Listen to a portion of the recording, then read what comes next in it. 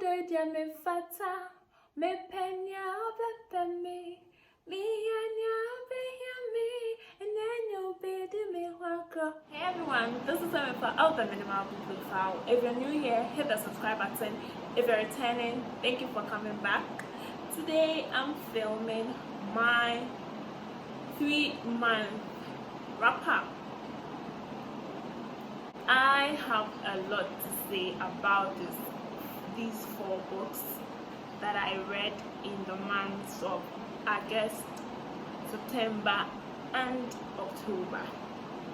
The first book on my wrap-up list is Labyrinth by Pearl North, the first in the trilogy. This story follows Hallie, whose full name is Halcyon, a clerk of Celine the Librarian. They both live in the labyrinth where books live and are the custodians of knowledge. And then there's another group called the Eradicants, who hates books but love the wisdom within them.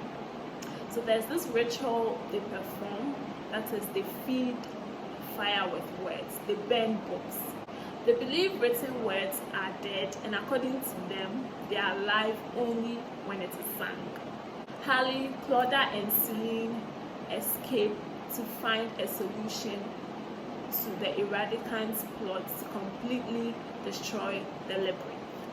For Hallie, she hears the words, which is both a blessing and a shame. This journey to redemption leads to discoveries she herself could never have imagined.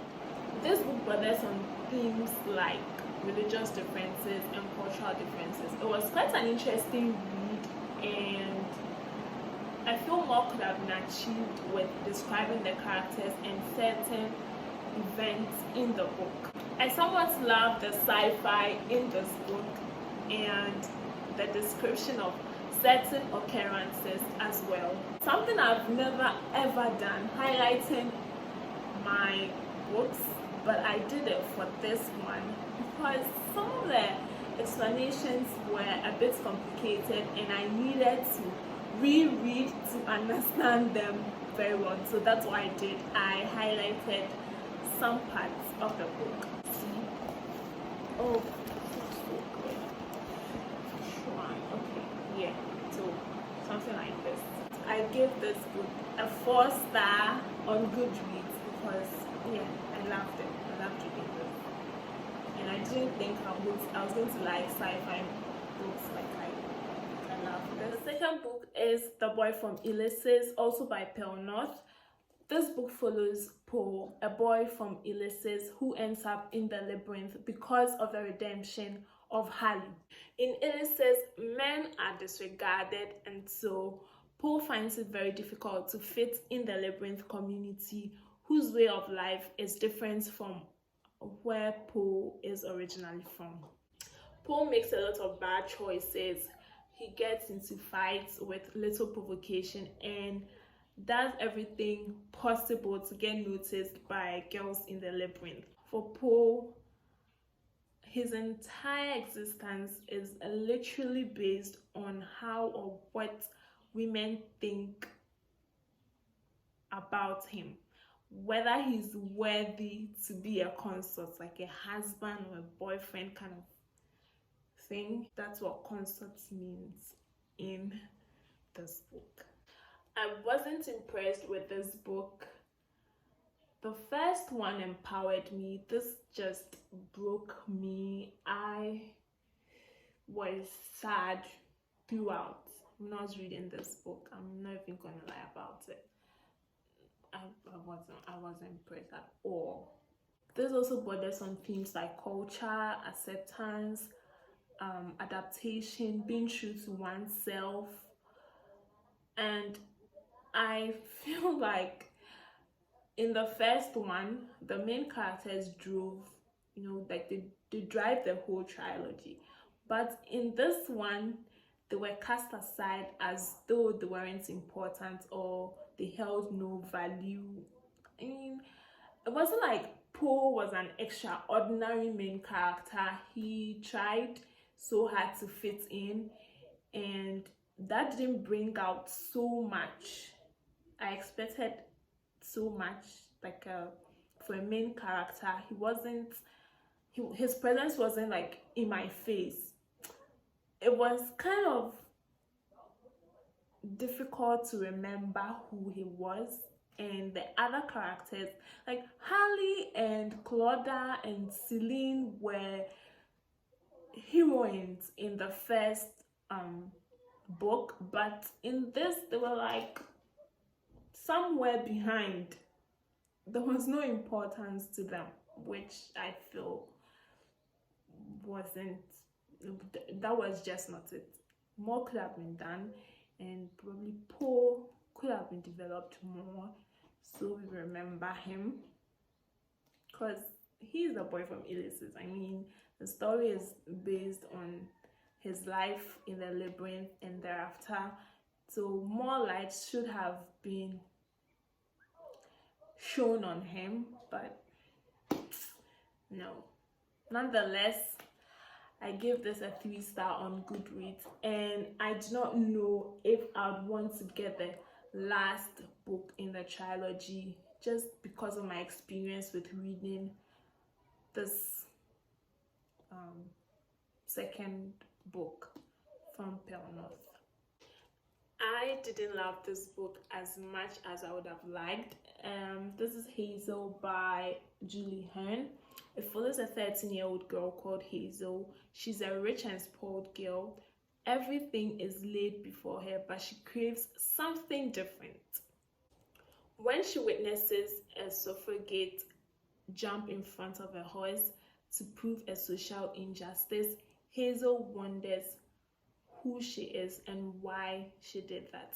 Her dad suffers financial loss and tries to kill himself. All this together, and she befriending a girl called Gloria, gets her to rebel. She is shipped to her grandparents in the Caribbean. The secrets of her family resurface, and she has to deal with that. She has to confront these events. This is my first historical fiction, and I didn't love it at all. I don't know, but I didn't. I totally didn't love reading this book at all. I do not know if I'll ever read any historical fiction based on my experience with reading Hazel. After reading, I gave it a 3-star and went back to change it to a 2-star because I was so disappointed with reading it, and I just don't know. I probably would never pick up any historical fiction book ever again, because Hazel has just crashed any relationship, any future relationship, as a matter of fact. I just want to believe it was my state of mind that didn't allow me or prevented me from enjoying this book. Otherwise, I didn't particularly love this book. And better luck next time.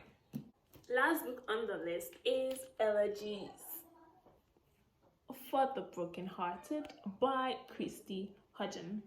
Mary Murphy tells us the story of her life, a rough and restless childhood, in and out of marriages and home.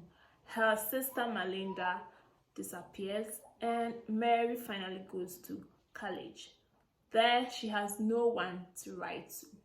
She lets us into the lives of 5 central people who were in her life at certain points. It was she writing elegies about them. This book had a sharp introduction. It is about how family and friends, in short, loved ones, tear us down and also build us up.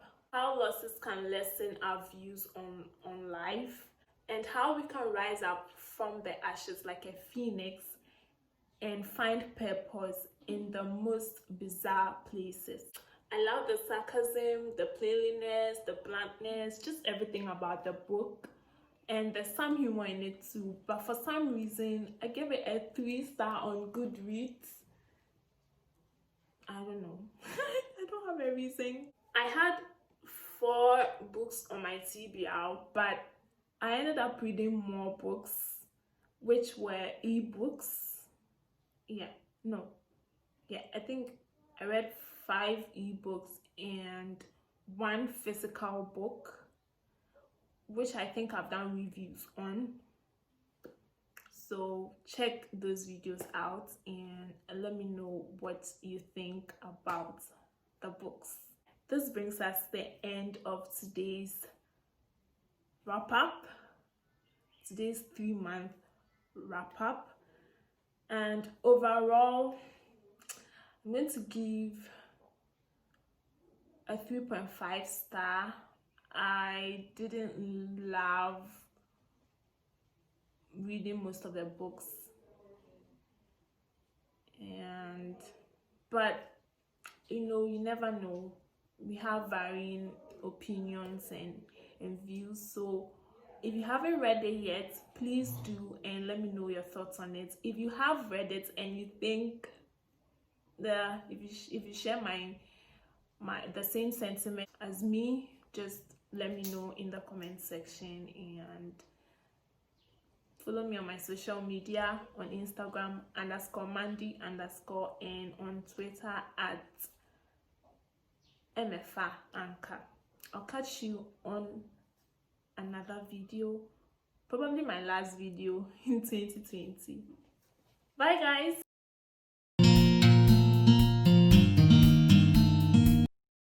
And farming call